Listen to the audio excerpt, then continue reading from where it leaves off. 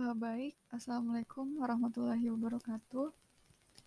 Jadi, perkenalkan nama saya Nurul Aziza dengan NIM 4252041 yang akan mempresentasikan mengenai materi fuzzy logic dari mata kuliah Sistem Cerdas. Adapun topik pembahasan dari presentasi saya kali ini yaitu apa itu algoritma fuzzy. Yang kedua, apa tujuan dari algoritma fuzzy. Yang ketiga, kapan algoritma fuzzy digunakan. Dan yang keempat, apa kelebihan dan kekurangannya. Dan yang kelima, ada penerapan algoritma fuzzy. Selanjutnya, apa itu algoritma fuzzy?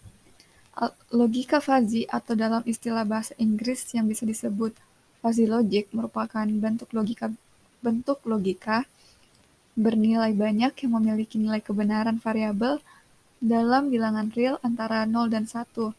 Nah, dalam sistem kecerdasan buatan atau AI, logika fuzzy itu biasa digunakan untuk meniru penalaran dan kognisi manusia. Logika fuzzy itu juga merupakan pengembangan dari logika biner. Nah, logika biner itu hanya memiliki dua kebenaran, yakni 0 dan 1. 0 dan 1. Logika fuzzy itu memasukkan 0 dan 1 sebagai nilai kebenaran ekstrim, tetapi dengan berbagai tingkat kebenaran menengah. Selanjutnya, apa tujuan dari algoritma fuzzy? Algoritma fuzzy logic digunakan untuk menjembatani bahasa mesin yang presisi dengan bahasa manusia, yang menekankan pada makna atau arti atau biasa disebut significance.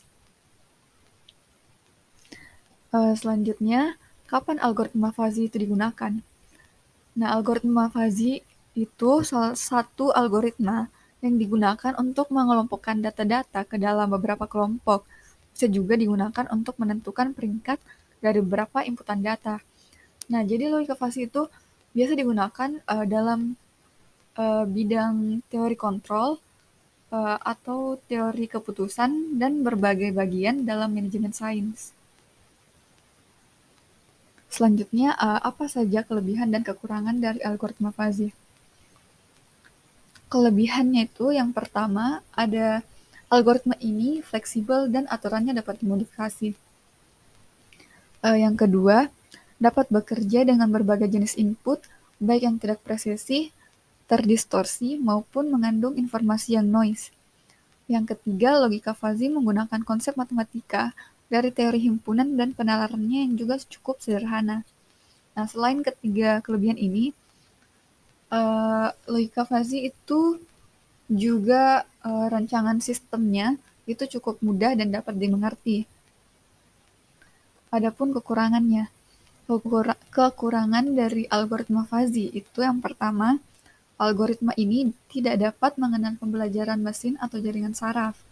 Yang kedua, keakuratan sistem dapat terganggu karena sebagian besar sistem bekerja pada data dan input yang tidak akurat.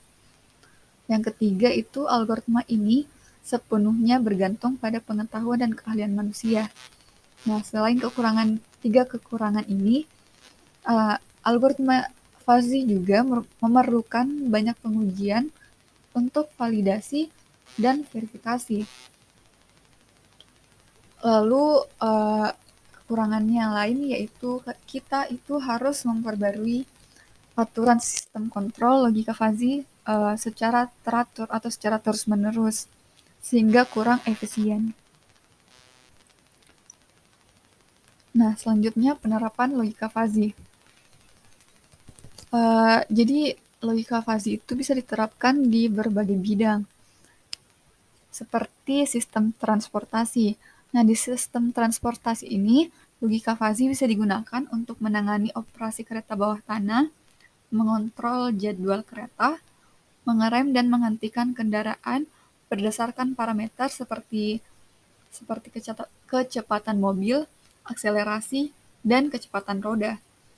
Nah, logika fuzzy juga bisa digunakan dalam bidang pertahanan.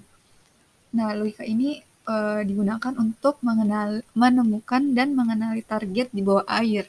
Yang kedua, mendukung pengambilan keputusan angkatan laut.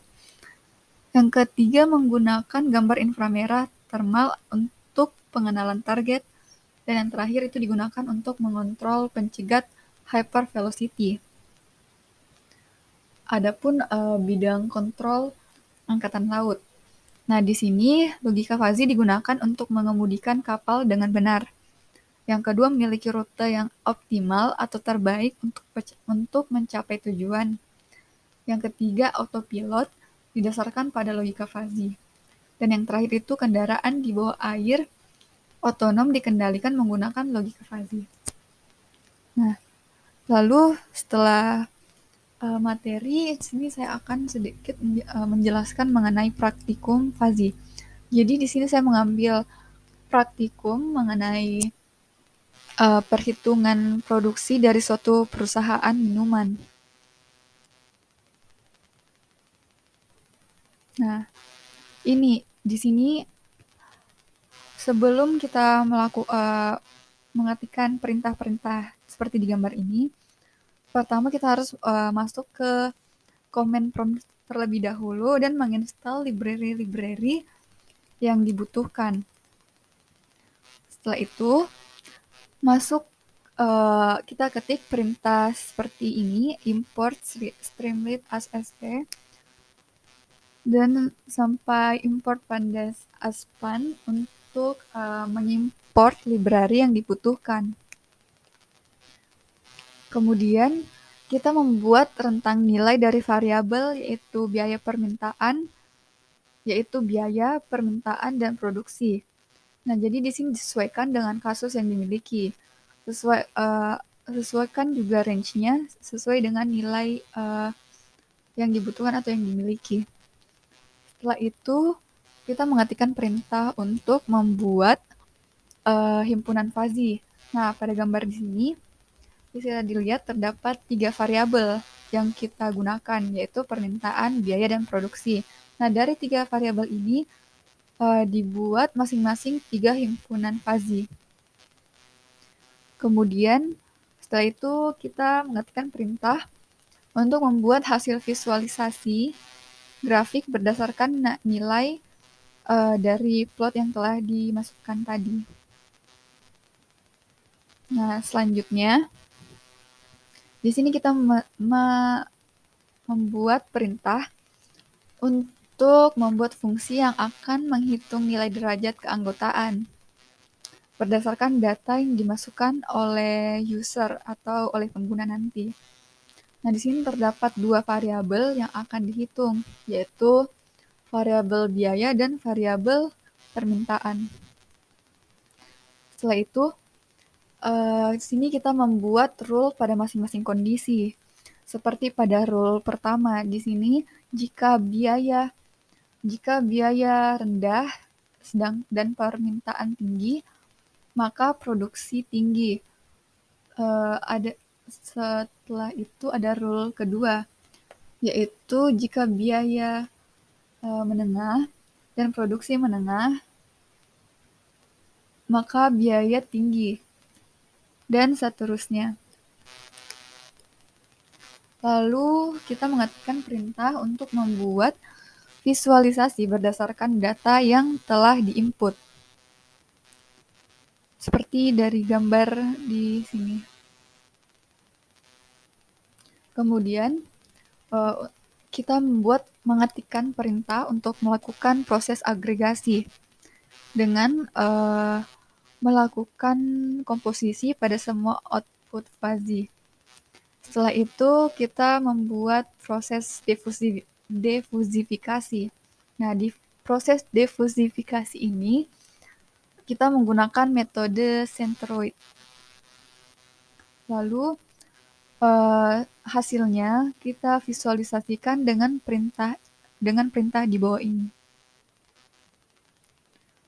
Kemudian, nah perintah di sini menampilkan nilai pada Streamlit, dan di sini prosesnya akan berdasarkan nilai dari inputan user atau pengguna yang dimasukkan lewat bantuan dari Streamlit, dan outputnya pun akan ditampilkan di Streamlit.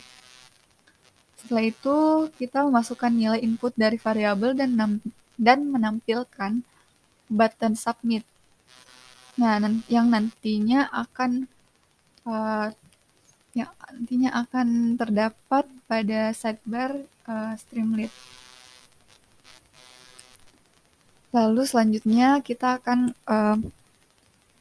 langsung melakukan pengujian dari praktikum ini. Baik, langsung saja kita melakukan pengujian untuk praktikum Fazi. Nah, untuk pengujiannya, kita masuk terlebih dahulu ke folder yang terdapat file pattern di dalamnya. Nah, setelah itu kita ketikkan cmd pada folder yang sama. Setelah masuk ke command prompt, ketik perintah nv script activate. Nah, perintah ini digunakan untuk mengaktifkan file env pada direktori.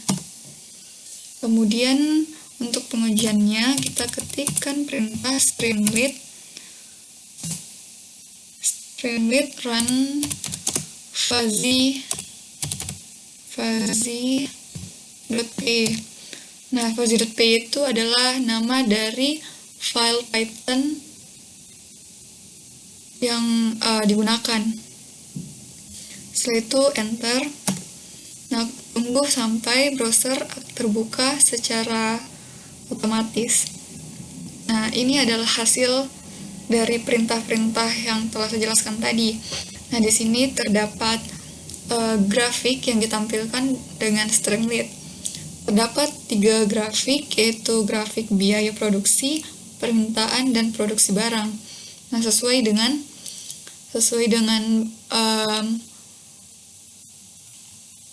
dengan perintah yang telah dimasukkan tadi.